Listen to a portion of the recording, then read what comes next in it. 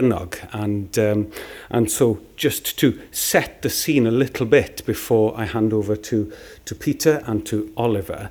The programme has been prepared by our team working closely with Peter, of course, and the aim is to engage and introduce people to the wonderful story that people may not appreciate fully about the tradition of Welsh art, and engaging different audiences, young people, families, and also improving the accessibility to the library and to our exhibitions through events with guided talks and guided tours, as well as audio description. So it's really about making the effort continually here at the library to becoming more and more accessible to everyone.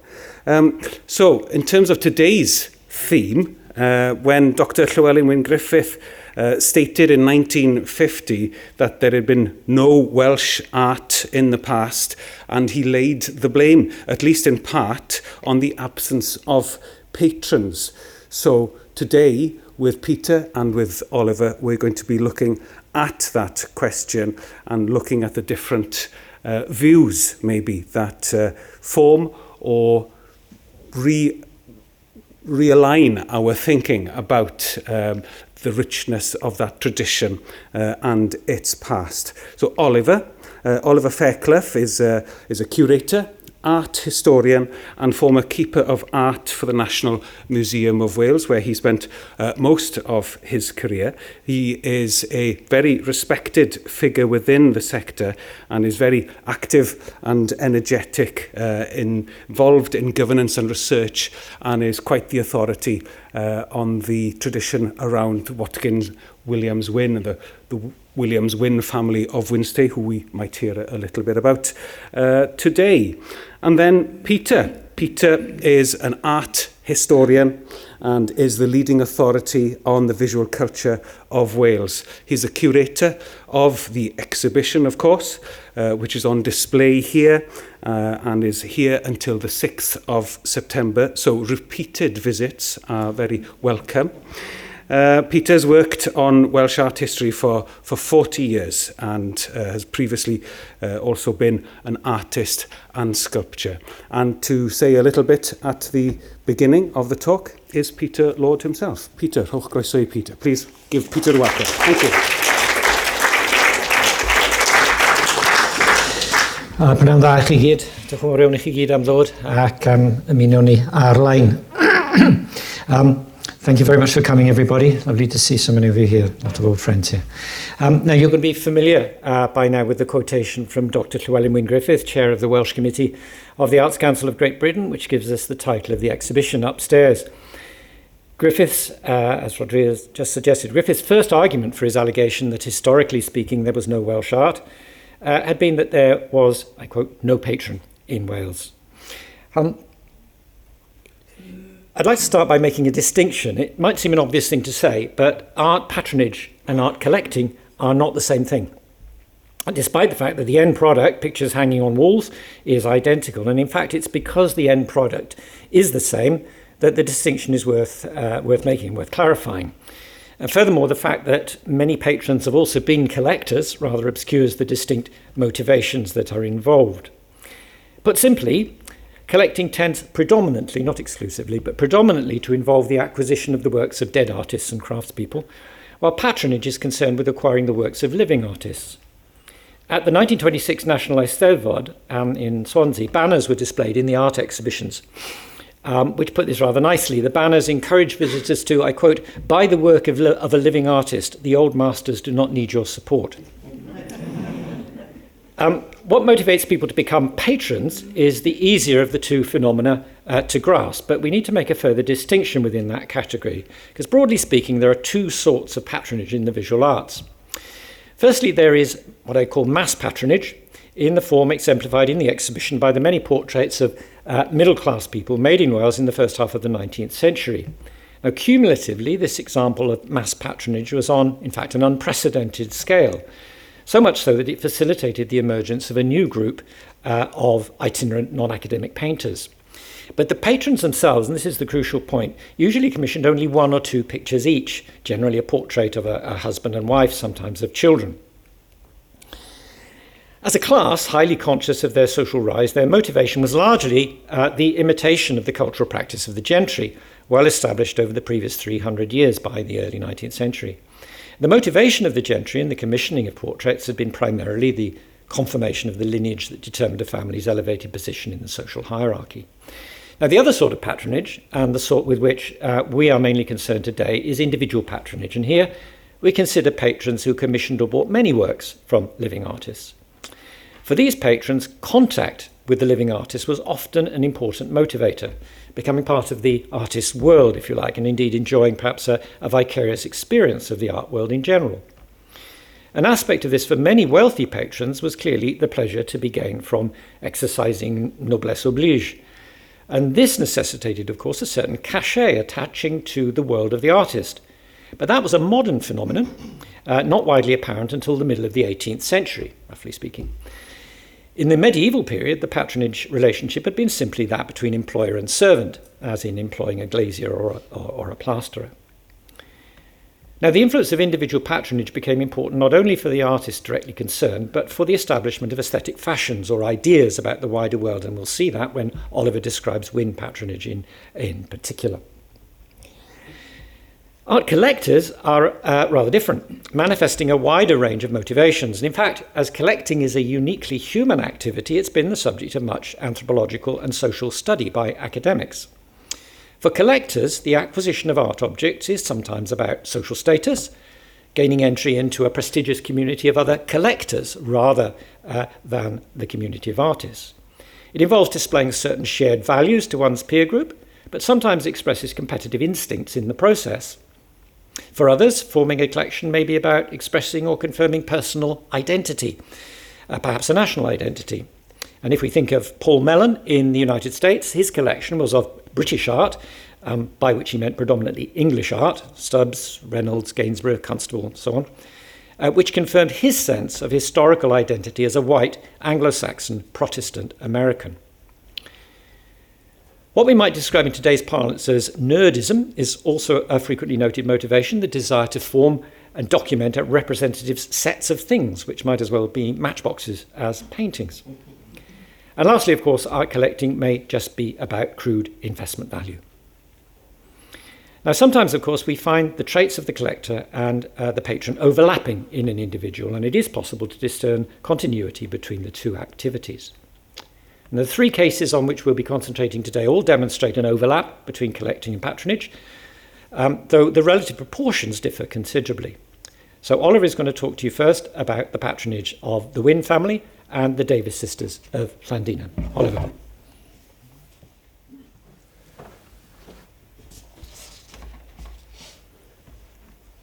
Good afternoon. I'd just like to start by thanking the library and Peter here for asking me to speak today about Sir Watkin Williams Wyn and Gwendolyn and Margaret Davies, seen on the screen here. They're separated, of course, by gender and by a century and a half of time, but all 3 had what the Davies sisters called what the Davies sisters had a great love of what they called things of beauty, which encompassed the visual arts, but also music and landscape. And they're probably Wales's most prolific patrons of the arts. Sir Watkin Williams Wyn was born in 1749 and died aged just 40. He owned huge amounts of North Wales, something like 150 acres, his wealth being boosted by the development of coal and metal mining on his estates. Gwendolyn, or Gwen Davies, seen in the centre, and her sister Margaret, generally known as Daisy, on the left, were born in the 1880s and lived through the 2 world wars. And when I was working on them 20 years ago, there were still people around then who remembered both of them. They were the granddaughters of the great industrialist David Davies of Llandinam, and the inheritors, with their brother, of the industrial empire he created from the deep mining of coal in the Rhondda and its export around the world. As well as great wealth, both Wyn and the Davies sisters And I will speak of the Davies sisters as a single unit, which they certainly weren't, because they collected individually, if in a complementary manner, and every work of art in their collection did belong to one or other of them, rather than jointly. As well as great wealth, both Wyn and the Davies sisters actually enjoyed considerable social and political power in Wales. Wyn was the son of a famous father who popped up on the screen a few minutes ago. He was the country's biggest landowner, and he was Member of Parliament for his county of Denbighshire throughout his life, while the Davieses were part of the liberal nonconformist elite which dominated Welsh public life in the decades prior to the First World War. All three were great collectors, and especially in Wyn's case, and this is going back to the point that Peter made just now, he was a friend and patron of artists. And given today's theme, I also want to explore whether there was what we might call a national element in their patronage as well. It's probably coincidence, but it's an interesting one, that all three were actually amateur artists. Here on the screen we've a watercolour by Paul Sandby of Sir Watkin's seat, Wynnstay, just outside Drabhan. And then on the far side, Sandby's sketch of his patron doing a landscape drawing in the park there. Gwendolyn Davies filled her travel diaries, which incidentally recently arrived in the National Library, with watercolour sketches. And Margaret Davies was a fine wood engraver. At the top, a view of Llandinam, where the sisters were brought up and where they lived prior to their move to Grigannag in 1924. And on the other side, a view in oils, also by Margaret Davies, of the London flat that they shared in Buckingham Gate, with, intriguingly, one of their pictures just appearing on one side of the image. All three also loved music. Wyn played the cello and Gwen Davies the violin, and on the left here in the National Museum, the chamber organ designed by Robert Adam and built by John Snetzler, and on the other side, the Frederick Rothwell organ at Grigannag that the sisters installed in the music room there. And Wyn is recorded as playing one and Gwendolyn Davies the other. Wyn was also one of the founders of the influential Concerts of Ancient Music in 1776, while the sisters established an annual festival of music and poetry at Grigannag. Of course, there are plenty of differences too. Wyn was intensely sociable and extremely extravagant, while the sisters were both painfully shy and extremely frugal. Wyn was a collector of old master paintings, buying over 50 works during the 1770s, mainly Italian Mannerist and Baroque paintings and 17th century Dutch and Flemish landscapes. Most of these are lost, and some were certainly copies palmed off on him in Rome during his stay in the city in 1768. And his one outstanding purchase, which you see here, is Poussin's landscape with a man killed by a snake, which is now in the National Gallery, which Sir Watkin bought at Christie's for over £600 in 1773, and people like Horace Walpole go on about how scandalously expensive this was. He also enjoyed commissioning works of art, and by my count, he patronised nearly 30 painters and sculptors during his life. These commissions include portraits of himself. On the far side, Pompeo Bettini's life-size group portrait painted in Rome with his travelling companions, and on the other, his wife Charlotte and 3 of his children by Joshua Reynolds, an artist who he knew socially greatly admired and whose self-portrait he also owned. He was commissioned several serious history paintings. These include Anton Raphael Mengs's Perseus and Andromeda, Noble Nude and Antique, and Mengs in the 1770s was one of the most famous artists of his day. In fact, Wyn never received this picture because it was captured by the French in the Mediterranean and ended up in the collection of Catherine the Great, and it's still in Russia to this day. On the other side, by Reynolds, St Cecilia, painted for the music room of Wynn's London house, and you'll see that St Cecilia is playing the harp rather than the usual portative organ. Another commission are the pair of landscapes that Wyn commissioned from his countryman Richard Wilson, Dinas Bran from Llangollen, and a view near Wynnstay. And these are among Wilson's largest and most ambitious works. And the pictures are morning and evening scenes in what was, for Sir Watkin Williams Wyn, his country, because he owned much of Llangollen, and a view near Wynnstay was made at Nantybelan on the edge of his park. So, is it actually an anachronism to see Sir Watkin Williams Wyn as a Welsh patriot? Today, his 18th century Cambro-British cultural identity seems disconcertingly fluid, but he actually revelled in being the most famous Welshman of his day, even appearing at a London masquerade as St David, riding on a wooden goat. And his account books in the library here include payments for the man who made the goat and also for taking it from his house to the Pantheon Bazaar by coach. But I got really interested in this because St David, as this engraving suggests, is also a synonym for the racist caricature Sionat Morgan, seen on the far side.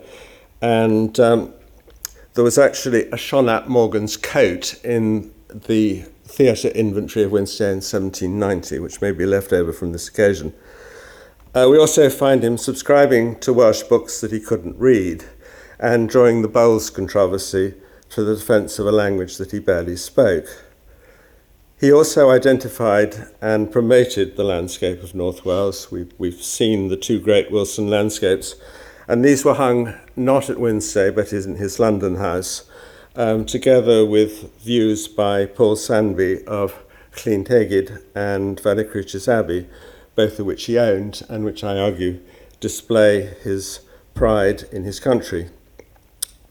And sticking with Sandby, who was an artist who was certainly his friend, they made a tour together through North Wales in 1771, during which Sandby made a series of studies for a suite of aquatints that were published a couple of years later. And I think it's suggestive that the title sheet for these describes Wales as a fertile and romantic country, not the view taken by many earlier 18th century English travellers. And these aquatints were praised by Thomas Pennant, and they did much to establish the route and popularity of the North Wales tour from the 1770s onwards. And I think it's also significant that Wyn hung these two paintings together in the stucco parlour at Wynnstay, which was the best room, along with portraits of his ancestors like Sir John Wyn of Gwydir. And these are portraits of Richard Wilson by Anton Raphael Mengs, who I mentioned just a few minutes ago, and of John Parry, who was the Wyn family's harpist, painted in fact by John Parry's son William, an artist whose stay in Rome Sir Watkin had earlier sponsored. And I think this is surely a Welsh patron's celebration of both Welsh art and music in the context of his own family. So, jumping forward over a century, we now need to turn our attention to the Davies sisters. They began to collect art in 1908 when they were in their mid-20s. Their taste was initially quite conservative, as they began by buying British works from the earlier part of the 19th century by Turner, Constable and David Cox, and many by French artists of the same sort of date, such as Corot and Millet and Damier. On the screen there, three works all bought in 1908 and 1909. Turner's The Storm, bought by Margaret. Corot Castel Gandolfo, bought by Gwendolyn in 1909, the same year that she also acquired Millet's Goose Girl. And these were expensive pictures, costing them several £1,000s each. By 1912, they had moved on to more recent works, such as this Nocturne of Venice by Whistler, and they'd also developed a love of the sculpture of Rodin. Their cast of The Kiss, which is nearly 2 meters high, was one of 10 works by Rodin in their collection.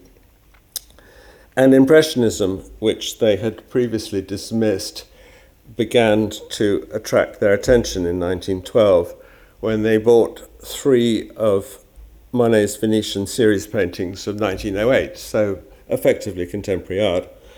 And this was followed by 3 water lilies in 1913, and also by the picture most associated with them, I suppose, Renoir's La Parisienne, which was in the first Impressionist exhibition in 1874. Post-Impressionism, too, was to be represented by Cézanne's Françoise la Dame, at the top here, bought by Gwendolyn Davies in 1918, which is one of 3 oils and several watercolours by Cézanne in their collection, and by Van Gogh's Reine Vert, one of the artist's last works, bought in 1922. Their appreciation of Cézanne and Van Gogh led them to Derain and to Vlaminck, but no further. And between 1919 and 1923, they bought a number of old master paintings.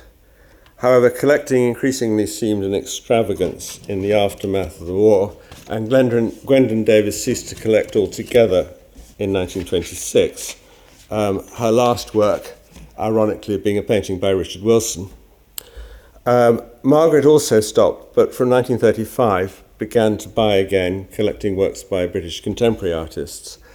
And interestingly, the Davises didn't know artists and had very few friendships. And in this, they are quite different, really, from Sir Watkin Williams Wynn.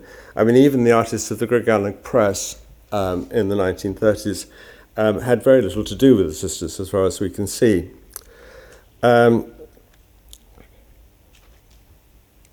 The later collecting of Margaret Davies's is interesting, though, because we sometimes think that the sisters largely ignored the art of Wales, but that isn't, in fact, entirely true, because they were great patrons of Augustus John from 1916 onwards, and the 70 modern British works bought by Margaret Davies after 1935 include around 20 by Welsh artists, ranging from J.D. Innes through to Cedric Morris, Cuffin Williams, John Elwyn, Vera Bassett, and Esther Granger, seen here. So, were the Davies sisters simply rich women buying art for their personal pleasure? I think they were actually collecting for a purpose, even though it's one that today may seem rather simplistic to us. Like many in their circle, they believed that the visual arts in Wales were backward and could be improved by exposure to European modernism, and they felt much the same about music. As well as endowing a professorship at Aberystwyth and funding the National Council of Music in the 1920s, they also tried to improve art teaching at Aberystwyth, funding the forming of a collection for the university's Arts and Crafts Museum. They also believed that philanthropy was a Christian duty, and they were profoundly affected by the suffering caused by the Great War and subsequently by the Depression, which is why Gwendolyn Davies ceased to collect art altogether. She simply felt it was immoral to do so in the face of the suffering all around her. Works of art, of course, are not performative, but the sisters lent to exhibitions showing much of their collection, typically anonymously, in Cardiff in 1913, and I've had fun trying to work out what all these pictures are. Some of my predecessors changed the frames around, which has made this a rather more difficult task. But they also lent to the National Eisteddfod in Barry in 1920 and to the National Library in 1921.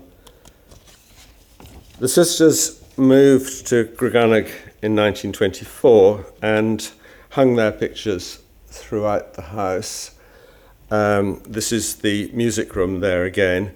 And Grigannag, of course, was the venue for the many gatherings that they promoted during the 1920s and 30s that considered a range of cultural, social and educational initiatives in Wales. These Grigannag gatherings, of course, came to an end with the Second World War, and it was then that the sisters made the decision that much of their collection, bought from the profits of South Wales coal, should pass to the National Museum in Cardiff on their deaths. Gwendolyn's works arrived there in 1953, and Margaret was to collect in liaison with the museum until 1962, and together the two bequests comprise about 260 works, painting, sculpture and works of art on paper. There are other gifts and bequests as well. They bequeathed a set of 83 etchings by Augustus John to the National Library, and the remaining pictures and works of art at Grigannag passed with the house itself to the university on Margaret Davies's death. So at this point, I pass back to Peter.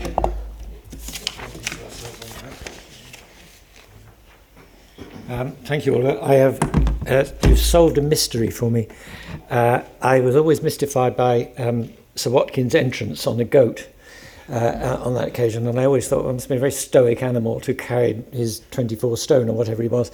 You've now revealed that it was a wooden goat, which I didn't know. So, oh dear, there we are. Let's go on.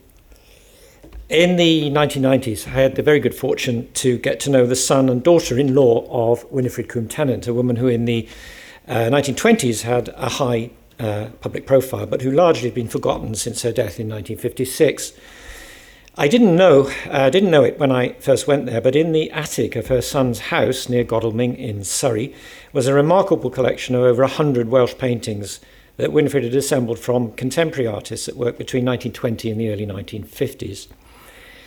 Winifred had bought the works of painters such as Evan Walters in the 1920s and Cuffin Williams in the 1940s, when both they and others like them were at the crucial start of their careers and in need of the patronage that she provided. It transpired that from 1896, Winifred had kept a detailed diary every day of her life in which she noted all her interactions with these painters, and that she had also retained all of her correspondence with them. It was a remarkable combination, therefore, of artworks and documentation, and it's no exaggeration to say that it transformed our perception of the history of art in Wales in the interwar years and the first decade of the post-war era. Glad to say the diaries are now in the National Library. In fact, the Welsh pictures in the attic turned out to be one of two substantial collections that Winifred put together at the same time. The other collection comprised work by contemporary French painters whose work she bought in Paris and Rouen.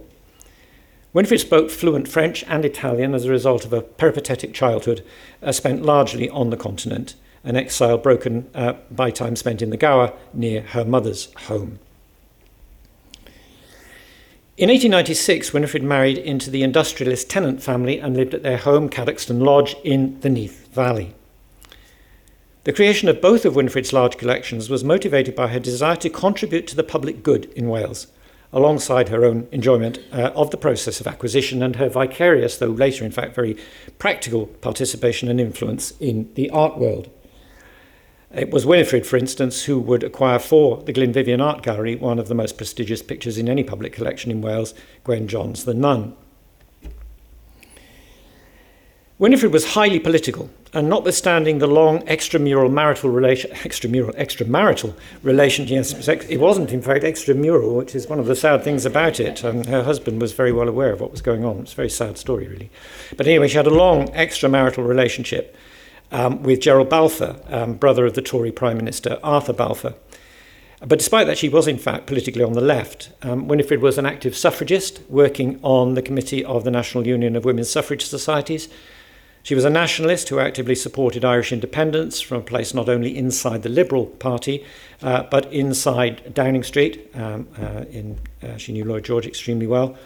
She became the first female British delegate to the League of Nations in 1922, and she stood for Parliament in the same year.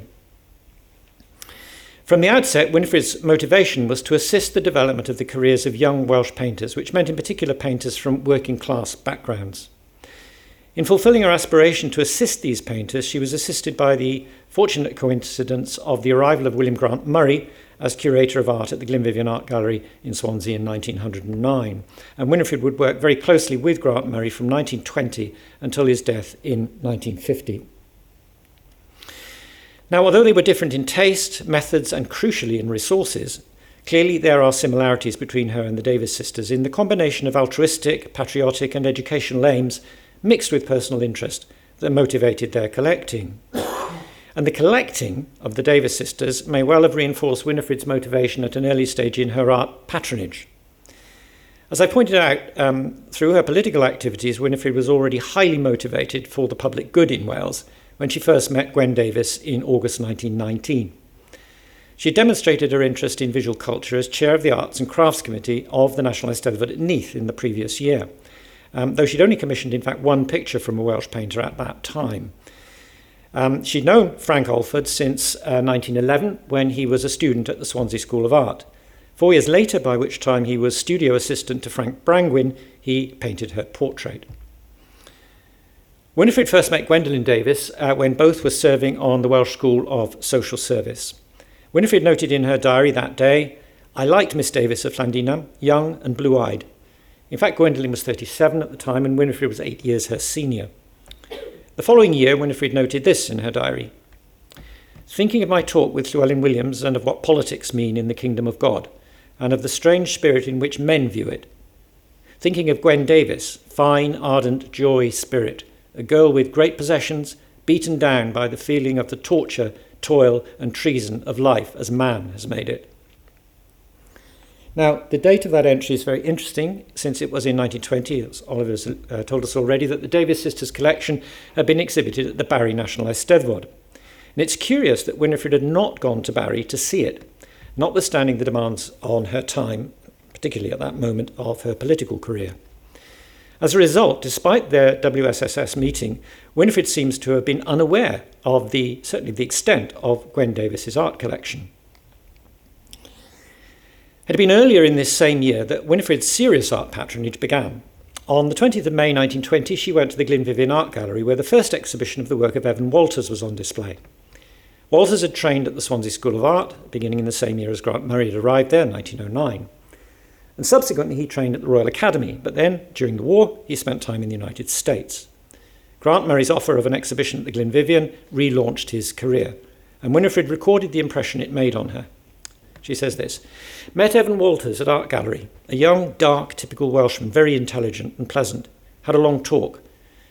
I found the 2 drawings I liked so much in the Blake manner were Cleanse Me in Deep Waters, 5 guineas, and Weep for Joy, 3 guineas. So I decided to buy these in addition to The Mother and Baby. He will paint my portrait this summer, 15 to 20 guineas. He has genius." He then introduced me to the director of the gallery, Mr. Murray, and we had a long talk on Welsh art, Augustus John, Eisteddfod exhibitions, etc.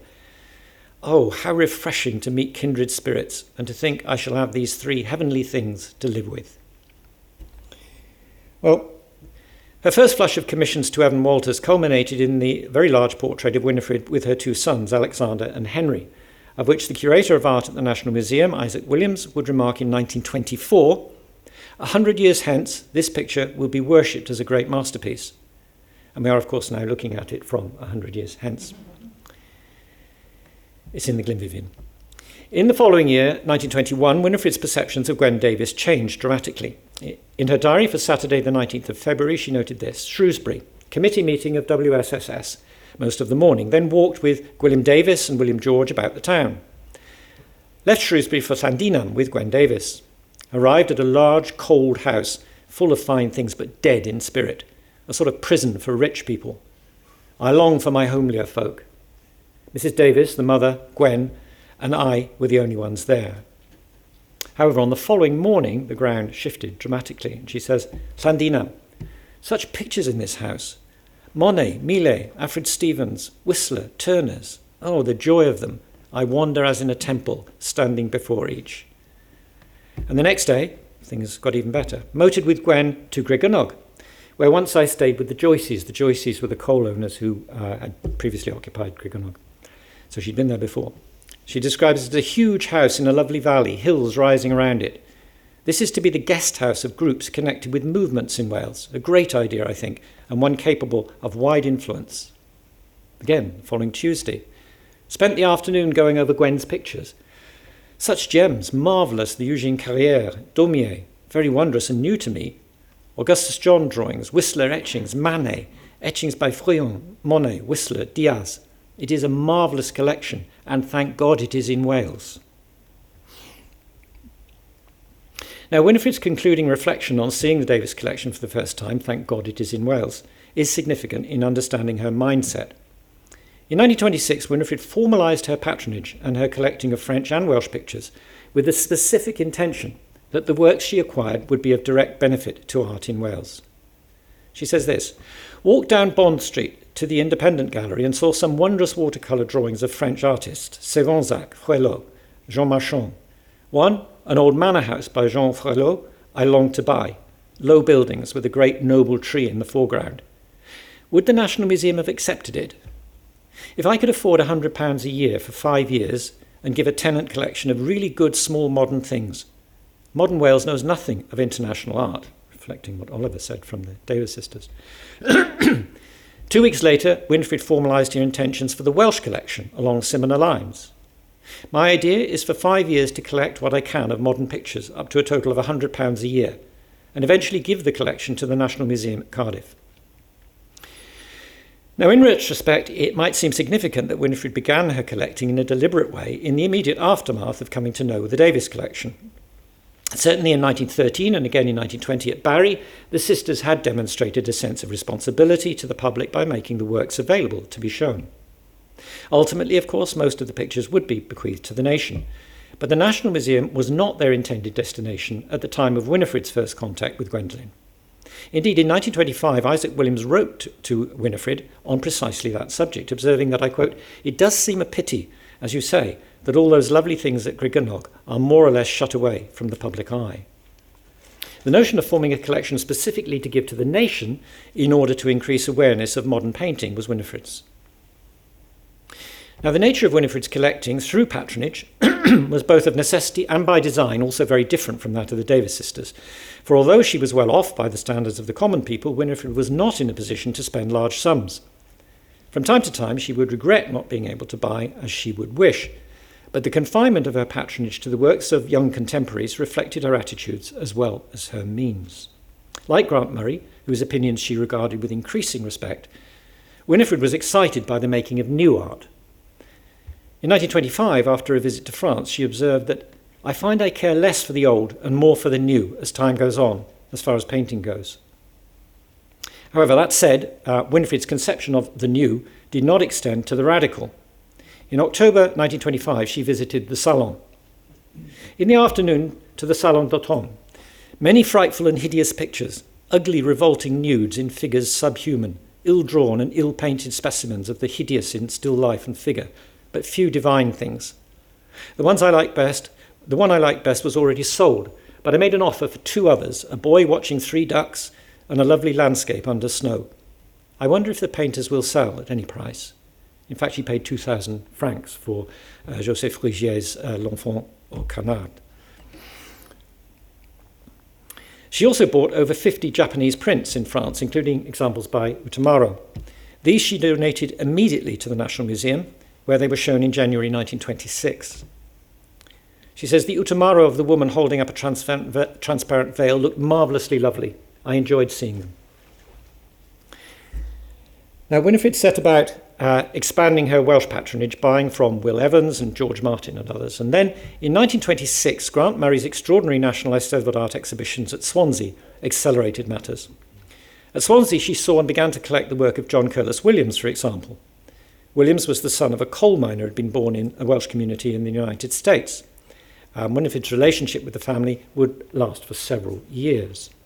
But Evan Walters was the star at Swansea, albeit a controversial one. His superb Eisteddfod poster scandalised the establishment and the whole edition was pulped. I found the only surviving copy rolled up in the attic where I first saw Winifred's collection in the 1990s. I remember it. It emerged, and the words Abertawe emerged first. I thought, God, I know what that is. Amazing. And then that, it's huge. It's a wonderful thing. As a result of his success at Swansea and the prizes awarded by Augustus John, Walters was given an exhibition at a private gallery in London the following year. That exhibition provided a focus, albeit a transient one, for Welsh painters and intellectuals. Through it, for instance, Cedric Morris met Evan Walters and then Winifred. Winifred's relationships with Morris was very difficult at first and, in fact, revealing. Morris's social origins could hardly have been further removed from those of Winifred's protégé Evan Walters. He was, in fact, the descendant of the industrialist John Morris, who created the community of Morriston on the edge of Swansea. He'd been educated at an English public school before training at Newlyn and in Paris. Unable to dispense her usual noblesse oblige, since Morris was of equal, if not superior, social status to her, she found him very, very difficult to deal with. And to make matters worse, Morris was patronising about Walters. However, she persisted, and by the autumn of 1928, relations had improved after Morris had spent time painting in Wales and rediscovered his love for his own country. And in fact, Winifred would eventually buy 2 pictures by Morris, of which this is one. Both birds, actually, the pictures. Among the other visitors to the 1927 Evan Walters exhibition in London was Archie Rhys-Griffiths, whose adult life had begun working underground at the Mountain Colliery. He began to paint during the 1921 coal strike and attended classes at the Swansea School of Art. And from there he gained a scholarship to train at the Royal College of Art in London, where among his friends was Kerry Richards, who painted this portrait of him, sadly lost. Griffiths gained a further scholarship to work at the British School in Rome, but it became known to Grant Murray that on his return he would be penniless, literally penniless, and he contacted Winifred to ask for her help. Winifred duly obliged, commissioning pictures and hosting Griffiths at her home while he painted. At the end of 1928, Griffiths had his first exhibition at the Glenvivian. Winifred bought Miners Returning from Work at that exhibition, and it seems likely that the picture, in fact, was inspired by being shown by Winifred showing Griffiths a reproduction of Eugène Larman's Le Chemin du Repos, which I think is there down the bottom right there, reproduced in the magazine Welsh Outlook, for which Winifred was beginning to write. By the end of the decade, Winifred was aware of the work of a new group of students, including Kenneth Hancock and Alfred Janes, whose drawing of a head she bought. And I think the sitter was probably Mervyn Levy there, close friend of Dylan Thomas, of course. For family reasons, in 1931, Winifred left Cadoxton Lodge after 35 years and she moved to London. Nevertheless, she sustained her involvement with the Welsh art world, and she did that in 2 ways. She continued to patronise young Welsh artists, including Archie Griffiths, and she began to act as a purchaser for the Glenvivian in London. This work by Malden Lewis was among the first of her recommended purchases for the gallery. And she was also able to show her French collection at the Whitechapel Gallery in 1932. Her show was in fact supplemented by works from the collection of Hugh Blaker, art advisor to the Davies sisters. Very interesting that Vlaming is part of Winifred's collection. Now, during the period leading up to the war, Winifred continued her engagement with young Welsh artists, buying for herself and for the Glenvivian, and sometimes not buying. She appreciated, for instance, the work of Vincent Evans, but did not like the man at all, and in fact to the extent that she refrained from buying his work, sadly. This picture was acquired by the Glenvivian Art Gallery. Now, the war years were difficult for Winifred for personal reasons, but subsequently in 1948, her engagement with Welsh art intensified once again, partly as a result of an exhibition of Welsh painting organised at the Heels department store in London. It was here that she first saw the work of Cuffin Williams. Initially, she was uncertain, but she soon became aware that others viewed him as an artist of great promise, and she bought his deposition from the cross for the Glenvivian and immediately regretted it because she wanted to buy it for herself. And in fact, it's interesting that because it coincided with the intensification of her own religious feelings, which resulted in her forming at this time a collection of Orthodox icons. Winifred began a friendship with Cuffin, first of all through a correspondence and subsequently coming to know him directly, that resulted in her acquiring 5 oils and 6 watercolours over the next 7 years. And among the most memorable pictures was The Wave, the earliest example of a theme to which Cuffin would return until the very end of his life. I got to know this picture very well because it was on the wall and has a magnificent picture. For me, the best Cuffin landscape, seascape in this case, that he ever did. It's quite an extraordinary picture, very powerful. In the decade after the war, Winifred got to know Augustus John personally and Euphemia Lamb, who had been the partner of J.D. Innes. She acquired no less than 9 Innes watercolours, though much to her regret she was never able to afford an oil for herself, buying only on behalf of the Glyn Vivian. I think the Davies sisters were putting up the prices at that time.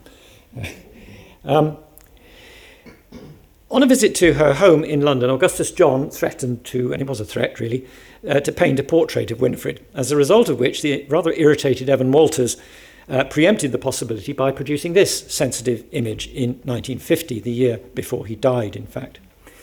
He'd been permitted by Winifred to paint the picture only if there was, I quote, no nonsense about double vision. It must be straight painting, she insisted. Winifred didn't, in fact, approve of the theory of vision that Walters had developed and which had produced a long series of pictures which she and indeed many others felt had ruined his work. But notwithstanding her continued relationship with Walters and her admiration for Cuffin, Winifred's great enthusiasm in the last years of her life was for the young John Elwyn.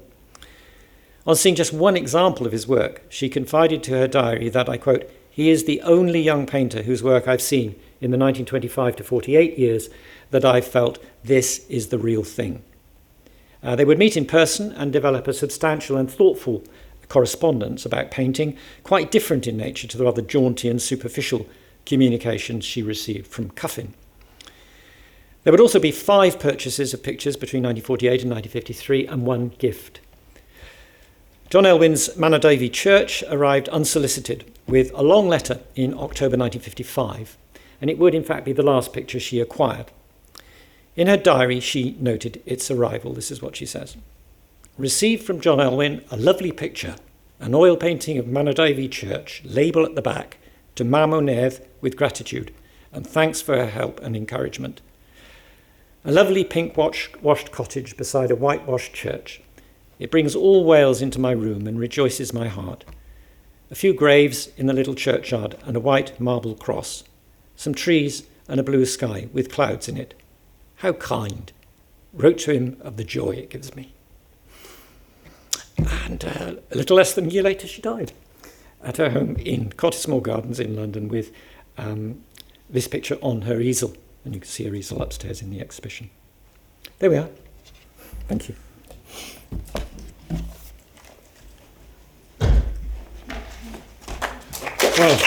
Wow. Diolch.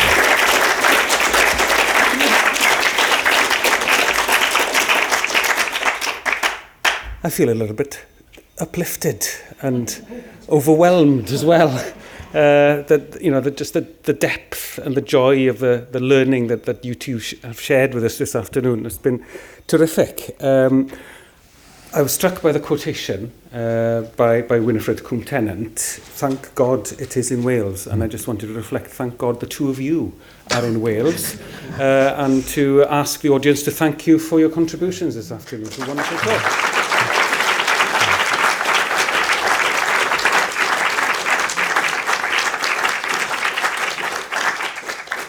Hoffwn i ddweud diolch I bawb sydd wedi cyfrannu at trefniadau y sesiwn yma pnawn 'ma. Thank you to all of my colleagues and others who have helped in the preparations of today's event. Thank you for coming and attending and taking part. I think it's been a really wonderful occasion.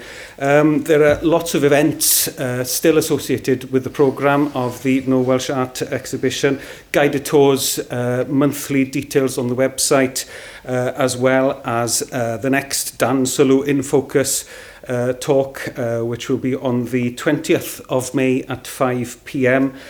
So please get your tickets through the website and come along and join us for that. Ond am y tro, diolch yn fawr iawn I chi gyd am ddod. Diolch yn fawr iawn I Peter ac I Oliver yn enwedig. Diolch yn fawr. Prynawn da.